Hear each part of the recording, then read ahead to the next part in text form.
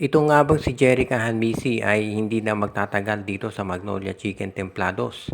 Isa yan to sa mga tanong ngayon ng mga fans, lalo na at napansin nga nila na medyo limitado na yung minuto nito dahil dito sa emergence o paglabas ng laro ni Jerome Lastimosa at si Peter Alfaro.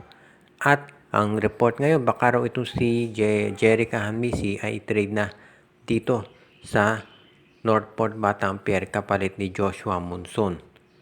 Ito si Jerica Hanmisi, alam natin napakalakas niya na scorer. Noon nga nakaraang conference siya leader pagdating dito sa 4-point shot field goal. Pero ang hinahanap daw ng Magnolia ngayon, yung isang two-way player, yung magaling din pati sa depensa. Si Joshua Monson, yan yung tipo ng player na ganyan.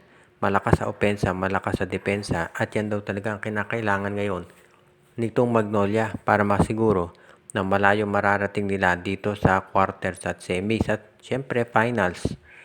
Ito si Joshua Monson kasi, hindi lang yan scorer, kung hindi, isa na yan sa pinakamahusay na defender sa PBA. At yan daw hinahanap ngayon ni Coach Chito Victolero. Kaya willing daw siyang i-trade dito si Jerica Hanmisi para dito kay Joshua Monson. Alam natin napakataas ang potential ni Hanmisi at kinakailangan lamang mabigyan ng minuto. Kaya nga kung sakasakali na mapunta siya dito sa Magnolia, ito si Joshua Monson. Siyempre si Monson, alam natin kung ano may papakita niya sa Magnolia. Pero to si Hanmisi, ganun din dito sa Northport Batangas.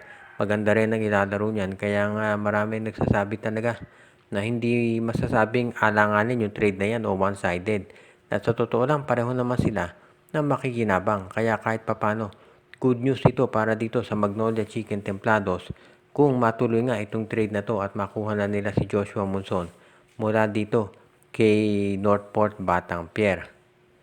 At ang susunod nating balita ngayon, mukhang ayon doon sa mga lumalabas na mga information mula sa kampo ng TNT, ito raw kanilang koponan ay pinag-iisipang mabuti kung sino yung pang makukuning players mula dito sa Phoenix Fuel Masters.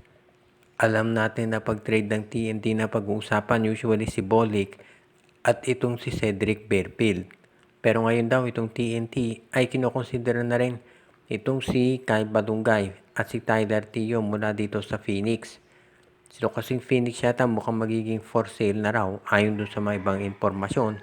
At kung sakasakali nga na ganyan ang mangyari, ang gagawin daw itong TNT Tropang Giga ay kukunin na nila itong si Jason Perkins at si Tyler Tio o kaya si Kyle Balungay. Sa mga nabanggit na players, mukhang ang interesado raw talaga sila ay dito kay Tyler Tio. Kasi hindi pa naman daw sigurado na si Fairfield mapupunta dito sa TNT at si Bolick baka dalhin sa Meralco dahil isa pa yung MVP team na medyo nag-i-struggle ngayon. Kaya if ever hindi makuha ng Magnolia si Fairfield o si Bolick, titignan nila itong si Tyler Tio na siyang magiging point guard nila. Kaya nga iyan ngayon ang pinag-aaralan nitong si Coach Chot Reyes kung paano niya makukuha ang mga nabanggit na players. Dahil talaga medyo magiging matindi raw yung negosasyon para ma-secure ang services nito. At kapag nakuha na nila si Tyler Tio, huwag na tayong magulat kung masunod na rin yung iba pang mga players nitong TNT Tropang Giga na makuha na rin nila. For example, baka itong si Barkley Bonya matrade na rin sa Phoenix, pati na si Paul Barilla. At makuha naman ng TNT itong si Richie Rivero at yung iba pa na nandyan. Ang importante rito, itong TNT, lahat ng teams ay kinukonsidera.